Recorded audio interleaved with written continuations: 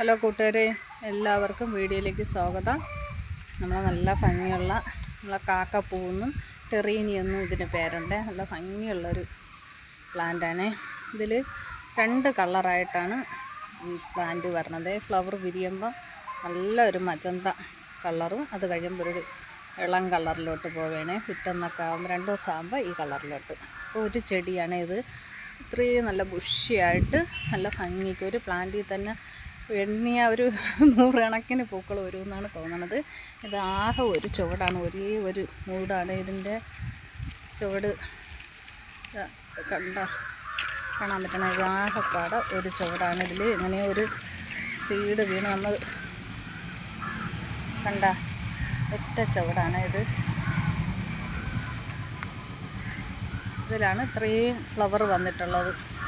ഇത് നമുക്ക് ഒരു തയ്യിൽ നിന്ന് തന്നെ എങ്ങനെ ഇത്രയും നിറയെ ഫ്ലവർ വന്നതെന്നും ഇതിൻ്റെ കെയറിങ്ങൊക്കെ ആയിട്ടാണ് ഇന്നത്തെ വീഡിയോ. ഇതിന് ഒരു പ്രധാനമായിട്ട് ഈ പ്ലാന്റിന് വേണ്ടത് വെയിലാണ്. എത്ര നല്ല വെയിൽ കിട്ടുമോ അത്രയും നല്ലതാണ്. ഇതിപ്പോൾ ടെറസിൻ്റെ മണ്ടയിൽ ഒരു പ്ലാന്റ്, ഈ ചെടി ഇതിലൊന്നും ഞാൻ നട്ടതുമല്ല, ഈ ഗ്രോ ബാഗിലങ്ങ് ഒരു സീഡ് കിടന്ന് അതിൽ നിന്ന് ഒരു തൈ വന്ന് അതിനെ പിഴുത് കളഞ്ഞില്ല. അതാണ് ഈ പ്ലാന്റ് ഇങ്ങനെ ഇത്രയും ബുഷിയായിട്ട് നല്ല ഭംഗിയായിട്ട് ഇങ്ങനെ വന്നിരിക്കുന്നത്. ഇതിൻ്റെ ഭംഗി കണ്ടിട്ട് വീഡിയോ എടുക്കാതെ പോകാൻ പറ്റണില്ല. അതുകൊണ്ടാണ് വീഡിയോ ആയിട്ട് വന്നിട്ടുള്ളത്. നമ്മൾ താഴെ നിലത്തൊക്കെ വച്ചിട്ടുണ്ട്, പക്ഷേ ഇത്രയും ഫ്ലവർ ഇങ്ങനെ വന്നിട്ടില്ല. അതിന് കാരണം വെയിലില്ലാത്തത് കൊണ്ടാണെന്ന് തോന്നുന്നു കേട്ടോ.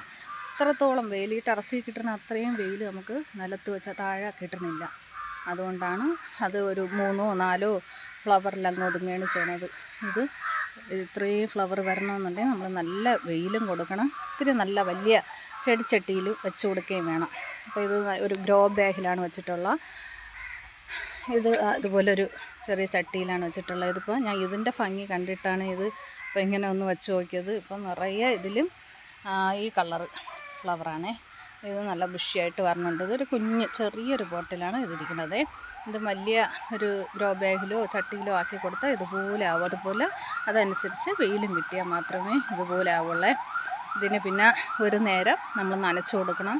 പോട്ട് മിക്സായിട്ട് ഏതായാലും കുഴപ്പമില്ല. ഇത് ഒരു പോട്ട് മിക്സ് വെറും കൽമണ്ണും അല്പ ചാണകപ്പൊടി അങ്ങനെയൊക്കെ ഉള്ളൂ. കമ്പോസ്റ്റ് ഇടയ്ക്ക് ഇപ്പം ഈ ഒരു പൈനാപ്പിളിൻ്റെ പ്ലാന്റ് വെച്ചിട്ടുണ്ട്, അതിനെത്തി കമ്പോസ്റ്റൊക്കെ ഇട്ട് കൊടുത്തിട്ടുണ്ട്. എല്ലുപൊടിയും ചാണകപ്പൊടിയൊക്കെ കൂടെ ഇടയ്ക്ക് ഇട്ട് കൊടുത്ത് അതാണ് ഇതിനും കൂടെ കിട്ടിയിട്ടുള്ളത്. വേറെ പ്രത്യേകിച്ച് വളമൊന്നും നമ്മളിതിന് ചെയ്തിട്ടില്ല. ഇതിന് സാഫോ അങ്ങനെ ഒന്നും നമ്മൾ ചെയ്യണില്ല. ഇത് എവിടെ ആയാലും ഇപ്പോൾ നല്ലതായിട്ട് ഫ്ലവർ വരും. പക്ഷേ ഇത്തിരി വെയിലുള്ള ഭാഗത്ത് നമ്മൾ വെച്ച് കൊടുക്കണം. ഇതിൻ്റെ പല കളറുണ്ട്. ഇപ്പം 2 3 4 5 കളറുണ്ട്. ഇതിൻ്റെ നീലയൊക്കെ ആയിട്ട് കളറുണ്ട്. ഒക്കെ ഞാൻ കാണിച്ചു തരാം. പിന്നെ ഈ പ്ലാന്റിൻ്റെ കട്ടിങ് വെച്ചിട്ട് നമുക്ക് പുതിയ പ്ലാന്റ് പിടിപ്പിച്ചെടുക്കാം. ഇതിൻ്റെ ഫ്ലവർ കഴിയുമ്പോൾ നമുക്കിതിൽ നിന്ന് സീഡ് കിട്ടും. ഇതിനകത്ത് നിറയെ സീഡാണ്. അത് എങ്ങനെ ഇരിക്കുമെന്ന് വെച്ചാൽ നമ്മൾ ഈസ്റ്റിനെക്കാളും കുഞ്ഞാണ്. ഈസ്റ്റിൻ്റെ അതേ രൂപം, അതുപോലത്തെ തരിയാണ്. അതിനേക്കാളും അല്പം കൂടെ ചെറുതാണ്. സീഡ് നിറയെ നമ്മളെടുത്ത് ഇടുന്ന ഭാഗത്തെല്ലാം നിറയെ പ്ലാന്റായിട്ട് വരും. നിറയെ തൈകൾ പൊട്ടി വരും ഈ പ്ലാന്റിൽ.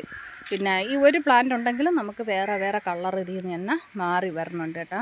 കുറേ കളറ്. എനിക്ക് 2 പ്ലാന്റാണ് ഇവിടെ ഉണ്ടായിരുന്നത്. ഇപ്പോൾ എനിക്ക് 3 4 അല്ല 5 6 കളറായി. എനിക്ക് പല കളറായിട്ട് ഇതിൽ നിന്ന് തന്നെ മാറി വരണുണ്ട്. കൂട്ടുകാർക്ക് ഇതിപ്പോൾ എല്ലായിടവും കിട്ടുന്ന പ്ലാന്റാണ്. എവിടെയെങ്കിലും കിട്ടുമെങ്കിൽ ഇതുപോലെ വാങ്ങിച്ച് വയ്ക്കണം. ഇതുപോലത്തെ ഒരു പ്ലാന്റ് ഉണ്ടെങ്കിൽ തന്നെ നല്ല ഭംഗി, നല്ല മനോഹരമായിട്ട് നമ്മളെ വീട്ടുമുറ്റം നല്ല ഭംഗി. ആരും ഒന്ന് നോക്കി നിന്ന് പോവും. അപ്പോൾ ഈ ചെടി ഇഷ്ടമായ വീഡിയോ കണ്ട് ഒന്ന് സപ്പോർട്ട് ചെയ്യണം. ലൈക്ക് ഇടണം, കമൻറ്റ് മറ്റുള്ളവർക്കും കൂടെ ഒന്ന് ഷെയർ ചെയ്ത് കൂടെ കൊടുക്കണം. ഓക്കേ. നമ്മൾ മുകളിൽ കണ്ടതിൻ്റെ വേറൊരു കളറാണ്. ഇതൊരു നീല കളർ കണക്ക് ഒരു വൈറ്റ് ഒരു ഇളം കളറുമായിട്ട് ഇങ്ങനെ വരും. ഇത് ഒരു ഡാർക്ക്, നേരത്തെ കണ്ടതിനേക്കാൾ ഒരു ഡാർക്ക് കളറാണ്.